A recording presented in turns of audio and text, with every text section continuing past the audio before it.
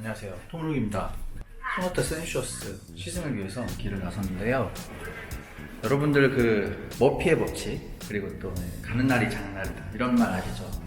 밖에 비가 너무 많이 와요. 그래가지고 시승이 잘 이루어질 수 있을지 이게 좀 걱정이긴 합니다. 지금 그 주차장을 가고 있고요. 시승센터를 가기 위해서 출발했습니다.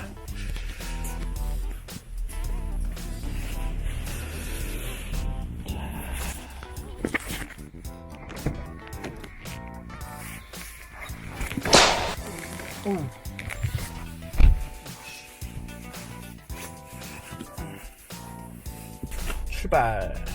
비가 좀 많이 오네요. 사진도 찍고 그래야 되는데 이거 어떻게 해야 될지 참 걱정이 난감한 상황입니다.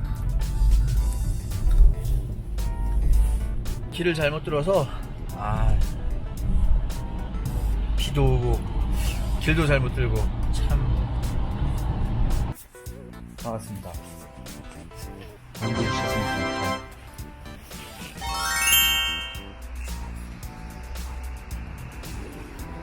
이거예요?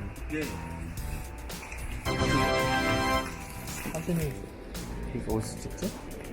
사진을요? 네. 사진. 그럼 저쪽으로 이거 네. 하고 네, 이거 갖고 저쪽으로 가 계시면은 네. 제가 차 빼서 사진 찍고. 아이고 죄송합니다. 안녕하세요, 토무룩입니다. 2018년에 등장한 신차 중에 가장 드라마틱했던 차, 저는 개인적으로 소나타 8세대라고 생각합니다. 그랜저와 산타페의 국민차라는 타이틀을 내주고 그리고 그저 그런 세단으로 몰락했던 그런 소나타를 다시 한번 시장을 지배할 수 있는 그런 차로 올려놓았다는 면에서 높게 평가를 하고 있어요. 뭐 중형 세단의 볼륨이 예전만 못한데 다시 한번 중형 세단에 관심을 갖게 만든 차, 그런 차로도 생각을 하고 있습니다. 파격적인 디자인의 힘으로 월간 판매량 순위를 제압한 적도 있는데요. 분명 디자인 면에서는 호평이 많았습니다. 근데 성능 면에서는 상당히 불만이 있었던 것도 사실이에요. 어딘가 모르게 매기를 닮았지만 그래도 굉장히 스포티한 잘생긴 매기, 그런 느낌이었는데 그 가속 페달을 밟으면 왜 이렇게 답답하지? 이런 생각이 많이 들었던 것 같아요. 많은 이 공격 포인트를 제공을 했었는데 이 부분이 얼마 전에 출시된 소나타 센슈어스라는 1.6T GDI 엔진을 탑재한 그런 새로운 모델이 나오면서 그런 단점들을 많이 보완했다고 하더라고요. 그래서 제가 한번 시승을 해봤습니다.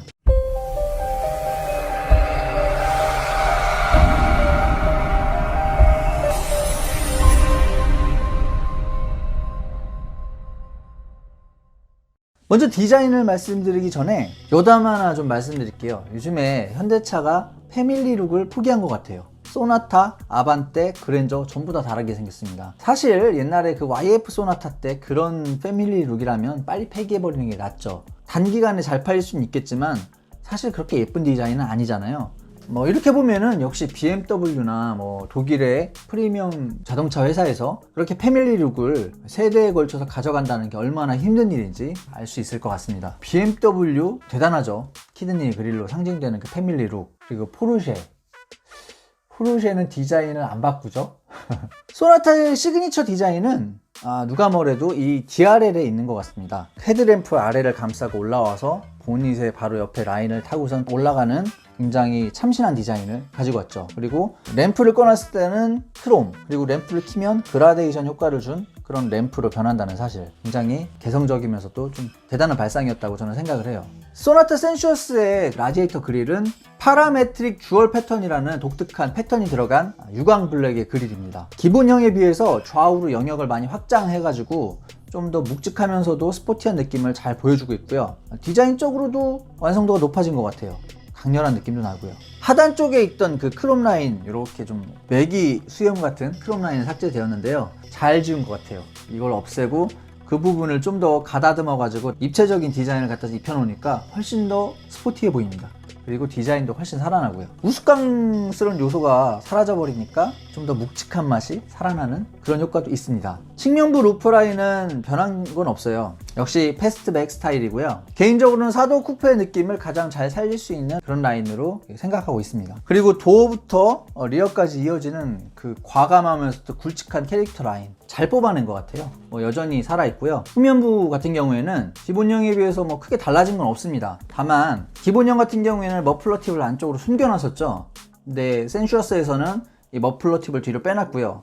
그리고 그 디퓨저 부분을 이렇게 유광 블랙으로 마감을 해서 특히 화이트 컬러에 굉장히 잘 어울리는 그런 디자인을 완성을 했습니다. 조금 아쉬운 것은 머플러 팁이 한쪽만 있다는 거예요. 양쪽으로 듀얼 그 시스템을 가져갔으면 좀 더 스포티한 맛을 확 살려주지 않았을까, 그렇게 생각을 해봅니다.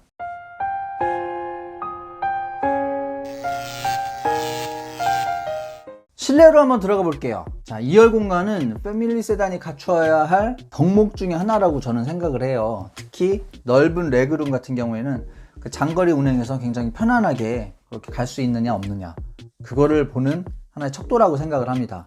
그런 면에서 소나타 같은 경우에는 이 부분을 잘 해내고 있어요. 제가 키가 178 정도 되는데요, 제가 앉았을 때 그냥 그 앞자리를 안 당겼다고 보고, 저 같은 사람이 앞자리에 앉았다고 보고 그렇게 해도 레그룸이 주먹 2개 정도는 들어가더라고요. 충분히 여유로운 공간을 가지고 있었고요. 물론 이렇게 차를 크게 길게 무조건 넓게만 뽑으면은 거동 부분에서 좀 손실은 있어요. 하지만 패밀리 세단은 그런 거동적인 손실을 약간 감수하면서도 공간을 뽑는 게 맞다고 저는 생각을 합니다. 제가 탄 시승 차량은 밝은 톤의 시트 커버가 되어 있었고요. 그래서인지 좀 더 고급스러운 느낌을 느끼게 해줬거든요. 다만 이런 톤 같은 경우에는 유지 관리가 좀 힘들 수는 있어요. 그래도 칙칙한 검은색보다는 저는 이런 좀 밝은 톤? 아이러니하게도 제가 가지고 있는 차 2대는 모두 검은색입니다. 실내 인테리어가 검은색으로 되어 있어요.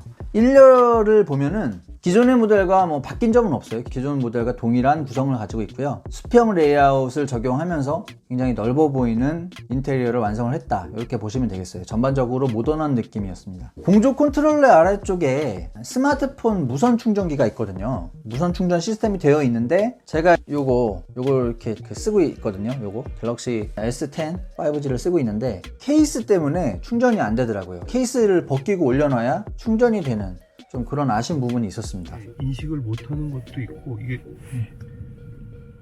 인식을 하는 것도 있고. 이렇게 하면 되나? 아니, 이렇게 가로로 이렇게 놓으면 되는데, 이게 그 규격에 맞는 걸로 이게 그 커버가 커버 때문에 씌워야지. 이거를 벗기면은 다 되고요. 다 돼요? 네. 변속기 같은 경우는 레버형이 아니라 버튼 타입이 되어 있는데, 운전할 때는 뒤에 놓고 달리니까 큰 문제가 없는데, 정밀 운전을 할 때 R 눌렀다가 D를 눌렀다가 이래야 되잖아요. 이때 좀 생소하더라고요. 이 부분은 적응을 해야 되는 게 맞는 것 같습니다.